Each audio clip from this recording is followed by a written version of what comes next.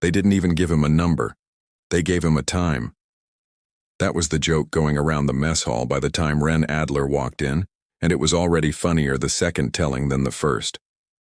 112 cadets had run the Kesrath evaluation circuit that morning. 112 scores had been posted on the hall board in glowing amber digits, species color-coded, ranked fastest to slowest. And then, beneath all of them, set apart by a full line of empty space as if the system itself hadn't wanted to touch it, one final entry. Adler, R. Human. 41-12. The next slowest cadet, a Threxian named Osk who'd twisted an ankle on the rope wall, had finished in 1947. Ren was more than twice as slow as the worst other performance in the room. Maybe he stopped for a nap, someone said, and the mess hall laughed the kind of laugh that isn't really about the joke. It's about who gets to make it and who has to sit there and take it. Ren took it. He got his tray, he sat at the end of the human table. There were only 6 humans in the entire cohort, and 2 of them wouldn't look at him. And he ate in silence, while the number on the board kept glowing behind his eyes like a brand. He didn't correct anyone. He didn't explain. He didn't even glance toward the small, silver-skinned Ilinari cadet 3 tables over who had not eaten anything at all, whose hands were shaking around an untouched cup, whose eyes kept flicking toward him and then away, over and over, like a held breath that wouldn't let go. Nobody noticed that. Nobody was looking at her. Everybody was looking at him. That was, in its own quiet way, exactly how he wanted it. Draven Kesh had a laugh like a landslide. Big, cascading, impossible to stop once it started, and he used it now, loud enough to carry across the hall. He was Threxian, 7 feet of corded muscle and dark-plated hide, an apex predator species that had climbed to the top of its planet's food chain and then kept climbing, off the surface entirely, until the whole quadrant knew their name. Draven had finished the circuit in 11:03, 3rd overall. He wore it like jewelry. 41 minutes, he said, loud enough for the human table to hear, though he wasn't really talking to Ren. He was performing for the cohort. You know what I could do in 41 minutes? I could run the course 4 times. Leave it, Draven, said Ewan Marr, one of the other humans quietly. I'm not being cruel, I'm being accurate. Draven leaned back, grinning with teeth that weren't built for smiling exactly, but had learned to approximate it. Humanity applied to this academy saying you belonged among the 11 founding species. You said you could keep pace. I want to know. Genuinely, I am asking with an open heart. Was the application a joke? Or is he? The mess hall laughed again. Ren kept eating. Across the room, the Ilinari cadet, Vex, her file said, though almost nobody used her name, set down her cup very carefully, as if it might shatter from how tightly her hand had been wrapped around it, and left the hall without finishing her meal. Ren watched her go out of the corner of his eye. He didn't follow. That would have given it away. The instructors reviewed circuit telemetry as a matter of routine, and this was how Commandant Io Senarai, Kaidori, matriarchal, ancient by the standards of any species in the room, with a voice that never rose because it had never needed to, first noticed the anomaly buried inside Ren Adler's 41 minutes. She didn't announce it. She simply requested his full biometric log, alone, in her office, late enough that the halls outside had gone quiet. What she found didn't fit the joke everyone in the mess hall had already decided was funny. His heart rate for the first 11 minutes matched the cohort average almost exactly.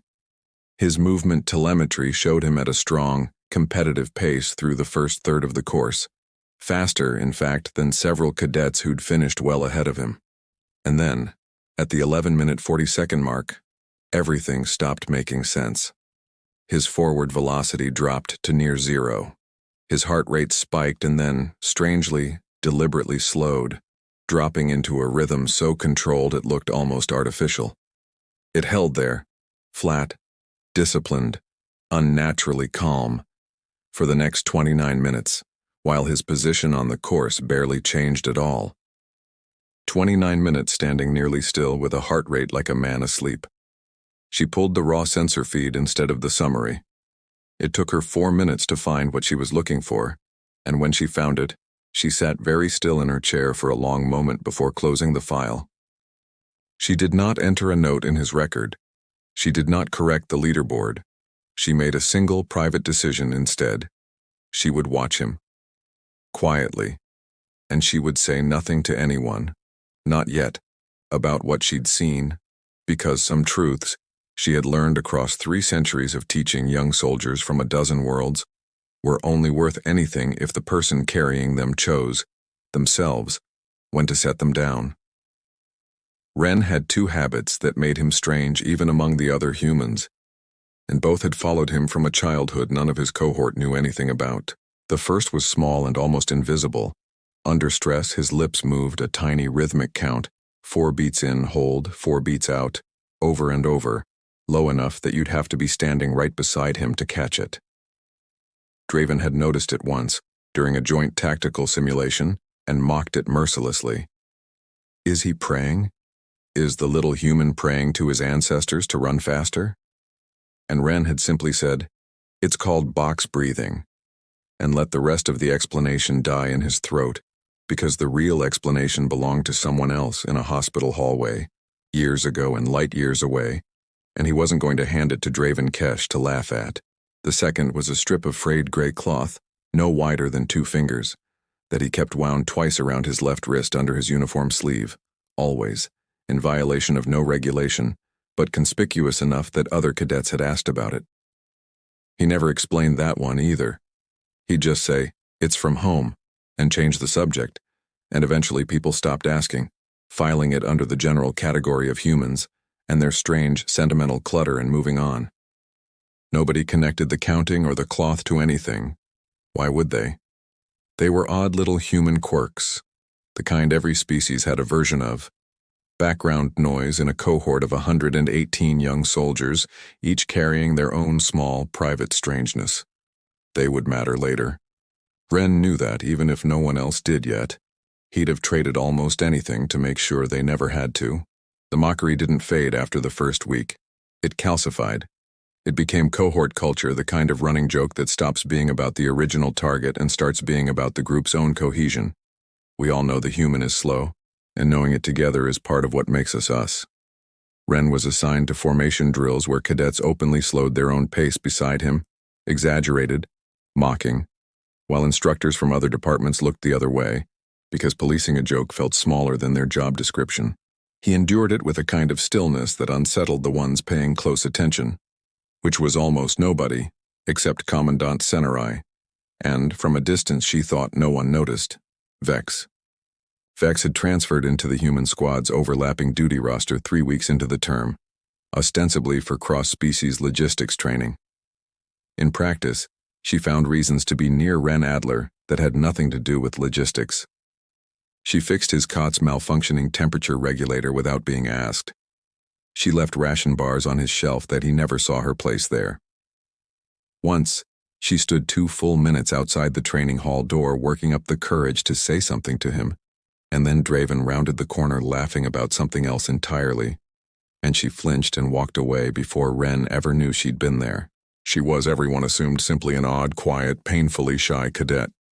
Ilinari as a species had that reputation. Small-boned, soft-spoken, physically unimpressive next to the Academy's larger species, prone to being overlooked. Nobody thought to ask why an Ilinari cadet who barely spoke above a whisper flinched every single time Draven Kesh raised his voice near her, specifically, in a way she didn't around anyone else. Nobody thought to ask, because nobody knew that Draven Kesh and Vex Orenlai had been bonded littermates since birth. The closest relational tie Threxian and Ilinari culture both recognized, a lifelong obligation neither species treated lightly, and that Vex had spent every day since the circuit evaluation terrified that her brother's laughter, so casual, so certain, was one careless sentence away from finding out exactly what he was laughing at. The turn came 6 weeks in, during a joint squad night exercise that was meant to be routine, and instead became the first crack in the story everyone had agreed to believe. The exercise simulated a downed dropship recovery on a moon, with a thin, cold, semi-toxic atmosphere, survivable in short exposure for most of the represented species, agonizing and eventually lethal for prolonged exposure, and the cadets wore rebreathers accordingly. 22 cadets, mixed squads, 1 collapsed structure to search, 1 simulated casualty to extract. Vex was on Ren's assigned squad. Nobody had arranged that on purpose. It was a scheduling accident, and it was the reason everything that happened next happened at all. 40 minutes into the exercise, in a service corridor no wider than a hallway, Vex's rebreather seal failed. It wasn't dramatic. It didn't announce itself with an alarm loud enough for the rest of the squad, spread across 3 levels of the collapsed structure, to hear over their own suit chatter. It was a hairline crack in aging polymer, the kind of equipment failure that happens in academies running gear through its 4th and 5th training cycle. And it meant that within 90 seconds, Vex Aurenlai was breathing moon atmosphere that her species' lungs had never evolved to process. Ilinari physiology, it turned out, though this was not common knowledge, not the kind of thing printed in a recruitment pamphlet, reacted to that particular atmospheric compound, not with pain, not with obvious distress, but with a swift, silent paralysis of the vocal and diaphragm muscles. She couldn't call for help. She couldn't even gasp. She simply folded to the corridor floor, eyes open, fully conscious, drowning in a way that made no sound at all. Ren was 11 meters away, checking a side room when he happened to glance back and see her go down. He didn't radio it in first. That decision, made in under 2 seconds, made by instinct built from something in his past that none of his squadmates knew about, was the hinge the entire rest of his story turned on. He knew, the way you know things in your body before your mind catches up, that a full minute would pass before help could reach this corridor even at a dead sprint, and that Vex did not have a full minute. He also knew, because he'd watched Draven's cohort-wide reputation for casual cruelty toward anything perceived as weak, and because in 3 separate private conversations, Vex herself had said things about her brother's temper that she immediately tried to take back. That if this went into the official incident log as Cadet Aurenlai's equipment failed, and she required emergency human intervention to survive, it would follow her for the rest of her career. Ilinari culture treated physical fragility as a mark against a soldier's fitness to serve, and Vex had told him once in a rare, unguarded moment that her family had fought for 2 generations to be allowed into the officer academy tracks at all. 1 incident report could undo it. So Ren didn't call it in. He got to her in 4 seconds, tore her cracked mask free, and pressed his own rebreather over her face instead. Full exposure, no split, no half measure, giving her every breath the seal could produce while he took none. Then he did the only other thing he could think to do. He remembered from a childhood he'd never told anyone at the academy about, that the human body could survive far longer on far less oxygen than most species assumed, if you controlled the intake and controlled the panic. And he began silently, deliberately to breathe the thin, poisoned air of that moon in slow, measured cycles. 4 in, hold, 4 out. The same rhythm Draven had once mocked as praying. It wasn't praying. It was a technique his mother had taught him, a paramedic who'd spent 20 years talking dying strangers through their last controllable minutes before help arrived, who used to make her son practice it at the kitchen table like a game. Count with me, 4 in, hold 4 out, that's it, that's my boy. Years before either of them knew he'd ever need it for anything more than falling asleep. He carried Vex the rest of the way out of that corridor himself, mask locked to her face, his own lungs burning in slow, disciplined starvation, moving at a fraction of the pace the exercise required, because moving faster meant breathing harder, and breathing harder on that atmosphere. Unprotected meant he wouldn't make it out either. By the time he reached the extraction point, the exercise clock had logged him 31 minutes behind schedule. The official incident record, filed by the duty instructor who met them at the door, and saw only a slow human cadet and a shaken but breathing Ilinari cadet, read, Cadet Aurenlai experienced minor equipment malfunction, resolved without further incident. Nobody asked why Ren's rebreather showed catastrophic oxygen depletion. Nobody asked why his time was the worst log that night, worse even than his circuit score. He told the instructor his mask had partially failed too, and, deep in the fog of adrenaline and hypoxia, badly wanting to believe the simplest explanation. The instructor accepted it. Vex said nothing at all. She couldn't. Her voice didn't fully return for 6 hours. When it did, the first thing she said to Ren, alone in the medbay, her hand locked around his wrist hard enough to hurt, was, "Don't tell my brother." Ren looked at the frayed gray cloth still wound around that same wrist, the one she was gripping, and said, "I won't tell anyone." He kept that promise for 4 more months, and it cost him everything the cohort thought they already knew about him. The circuit re-evaluation came at the midpoint of the term, and this time Ren finished 4th from last. Respectable, unremarkable, forgettable, except that it didn't match the story anyone had built around him. Draven noticed. Draven noticed everything about Ren now, in the low-grade, needling way predators track something they've decided is beneath them, but can't quite stop watching.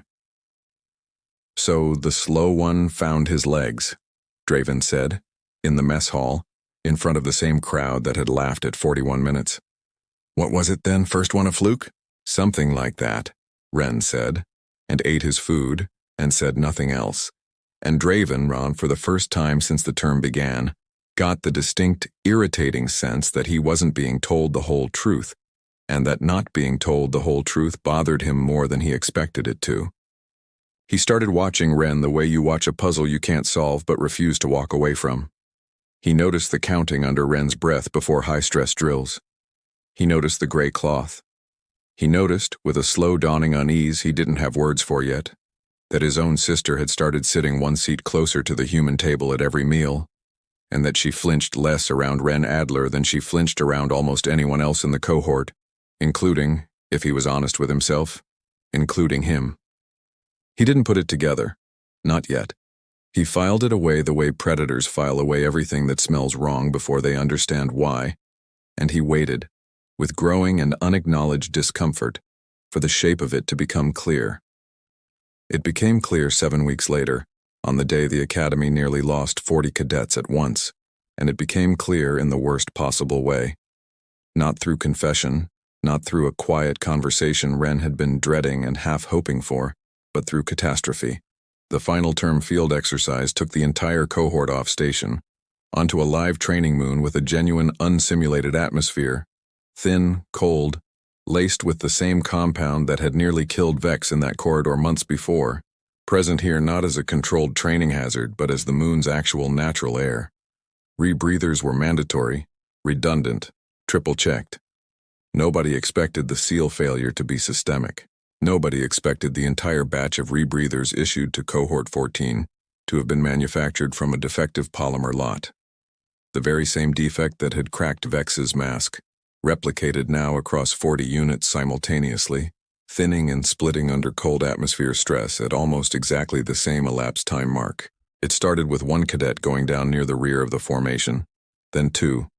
Then within 90 seconds a cascading screaming panic across nearly the entire cohort as masks failed in a rolling wave and 40 young soldiers from 11 different worlds discovered all at once that they could not get a full breath, that the air stung and thinned and refused to fill their lungs, and that instinct, every species' instinct, honed by evolution to treat suffocation as the most urgent threat imaginable, was screaming at them to run, to gasp, to fight for air with everything they had. That instinct was the thing that killed people on that moon. Fighting for air on a thin, toxic atmosphere burned through what oxygen remained twice as fast. Cadets who sprinted for the extraction shuttle went down halfway there, unconscious, some of them in cardiac distress before medics could reach them. The chaos fed itself. Bodies on the ground became obstacles other panicking cadets tripped over. It was, within 3 minutes, no longer a training exercise. It was a mass casualty event unfolding in real time, with the nearest full medical response still 6 minutes out. Ren Adler did not run. He'd felt his own mask begin to fail at the same moment as everyone else's, the same defective lot, the same crack, and where every instinct in his body screamed to gasp, to bolt, to fight the thinning air, he did the only thing his body had ever been trained to do under exactly this kind of terror. 4 in, hold, 4 out. He forced the rising panic down into a rhythm instead of a scream, the way his mother's voice had taught him at a kitchen table a lifetime ago, And instead of running for the shuttle, he turned back into the chaos. He found Ewan Mar first, down and thrashing, hyperventilating themselves toward unconsciousness, and he did not try to explain the technique. There was no time. He simply grabbed Ewan's shoulders, put his face close, and started counting out loud, forcing his own slowed, deliberate breath into rhythm they could latch onto through blind animal panic. 4 in. Hold. 4 out. With me. Stay with me. It took 11 seconds. Ewan's thrashing slowed. Their breathing, ragged, found the rhythm and held. Then he moved to the next cadet. And the next. He was not fast. He would never be fast at this. His body simply did not process oxygen debt the way Athrexians did, could not sprint through a crisis and out the other side, on raw physical force the way half his cohort could. What he had instead was a stillness under exactly this kind of terror that almost nobody else on that moon possessed. A trained, earned, bone-deep calm that let him move through the wreckage of a mass panic, like the only person in the room who'd read the ending of the story and knew, with total certainty, that panicking wouldn't change it. Commandant Senerai, watching real-time telemetry from the command shuttle with her hand pressed flat against the console, saw a pattern emerge across the chaos that she recognized instantly, because she had seen its shadow once before in a private file she'd never shown anyone. One human heart rate, moving from casualty to casualty, flat, controlled, unnaturally calm, while every reading around him spiked and crashed. She watched him reach Vex Orenlai, down near a collapsed supply crate, mask fully failed, seconds from the same silent paralysis that had nearly killed her the first time. And she watched him do, in front of the entire visible cohort this time, exactly what he'd done in a corridor with no witnesses 7 weeks before. He tore his own mask free and pressed it to her face. Draven Kesh, 40 meters away on his knees, his own vision starting to gray at the edges, saw it happen, saw the human, the slow one, the joke, the weakest species' weakest link, strip away his own protection in the middle of a mass casualty event and give it to Draven's sister, and hold her against his chest, counting under his breath, while his own lungs took nothing at all. Something in Draven's understanding of the world, built over 11 years of Threxian certainty about strength and speed, and what made a soldier worth respecting, cracked as badly as the rebreathers had. He forced himself up. He didn't have Ren's training, didn't have the rhythm, didn't have anything but raw, furious will. But he crossed the 40 meters at a dead run, scooped Vex from Ren's arms, and physically hauled his sister toward the shuttle, screaming for a medic, screaming her name, and it was only once she was in the medic's hands, coughing, breathing, alive, that he turned back and realized Ren Adler was still on the ground behind him, unmoving. His own borrowed seconds of stolen air finally spent.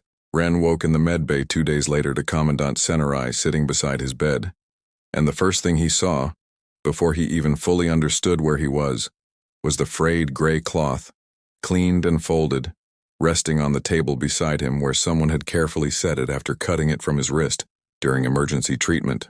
"Your circuit telemetry from the first evaluation," Senerai said without preamble, "shows 29 minutes of near-total stillness paired with a heart rate profile inconsistent with fear, fatigue, or malfunction. I've known that for 4 months. I said nothing because I decided it wasn't mine to say." She folded her hands. "It is now. 40 cadets are alive today. Cadet Orenlai is alive today. 3 of them would not be, if not for a technique you've never once claimed credit for, that you have let this cohort mock as a nervous tick for an entire term rather than explain." Ren's throat was raw. It took him a moment to find his voice. "It wasn't mine to explain either," he said finally. "Not without explaining what happened in that corridor. That was hers to tell, not mine." "She's telling it now," Senerai said. "To everyone." Draven Kesh came to the medbay alone, late, when the corridor outside had gone quiet, and stood at the foot of Ren's bed for a long time without saying anything, which for a Threxian, Ren was learning, was its own kind of confession. 41 minutes, Draven said finally. "I know. I laughed about it for a full term. I know that too." Draven's jaw worked. Something in his broad, plated face that Wren had never seen there before. Not on the circuit board, not in the mess hall, not once in 11 weeks of casual cruelty, settled into place, heavy and unfamiliar. She told me everything, the corridor, why you didn't call it in, why you never told me even after I made you the butt of every joke in this cohort for a term, even when telling me the truth would have shut me up in a second. His voice, when it came again, had lost every trace of the landslide certainty it usually carried. You let me humiliate you, rather than let anyone know what my own sister was afraid of. Why? Wren thought about it honestly before he answered, because the question deserved that. Because it wasn't my secret to spend to make myself look better, he said. Where I'm from, that's not the kind of trade you make, not even to stop people laughing at you. Draven was quiet for a long time. Then he reached into his jacket and set something on the blanket beside Wren's hand. The frayed gray cloth, cleaned, rewound into a neat coil. Senarai gave it to me to return to you, he said. I asked her what it was. She said she didn't know. Said it wasn't hers to know either. He paused. Do I get to ask? Wren picked it up, turned it over once in his fingers. It's from my little sister's blanket, he said. The one she had in the hospital, the year our mother taught me to count breaths instead of panic, because our mother was dying, slow, over 11 months, and somebody in that family needed to learn how to stay steady while it happened, and it turned out to be me. He wound it back around his wrist, the same 2 loops it had always worn. I kept a piece of it. It reminds me that slow isn't the same as weak. Sometimes slow is the only thing keeping something alive. Draven looked at the cloth and then at the boy he'd spent a term calling the weakest species' weakest link, and said the only thing that felt true enough to say, I owe you a debt I don't know how to pay. You don't owe me anything, Wren said. Just don't laugh at the next one. The Academy changed its evaluation protocol the following term. Quietly, without ceremony, the amendment folded into 40 pages of updated regulations that almost nobody read closely enough to notice the new clause buried inside. Circuit completion time shall no longer be scored as an isolated metric. Sustained physiological control under duress shall be weighted as an independent, equal measure of combat fitness. Nobody outside the review board ever connected it publicly to one human cadet's 41 minutes. Commandant Senarai preferred it that way. Some truths, she still believed, were only worth anything if the people who lived them chose when to set them down, and Wren Adler had never once asked the Academy to set his down for him. He graduated 11 months later, not at the top of his class and not at the bottom, exactly where the number had always suggested he belonged if you understood, finally, what the number had actually been measuring all along. At the ceremony, Vex Orenlai stood beside her brother in the crowd, and around her thin silver wrist, visible where her dress uniform sleeve had ridden up, was a strip of frayed gray cloth, worn in 2 careful loops, the twin of the one still circling Wren's. He'd cut it in half himself the week before, without telling anyone why. Some debts, he'd decided, weren't the kind you paid back. They were the kind you shared. Draven Kesh, watching from the crowd with an expression his own species had no simple word for, laughed, once, quiet, nothing at all like a landslide, and said to no one in particular, 41 minutes, in a tone that, for the first time since anyone had ever spoken those words aloud in that mess hall, sounded exactly like what it should have sounded like from the very beginning. Not a joke, a record of something worth remembering.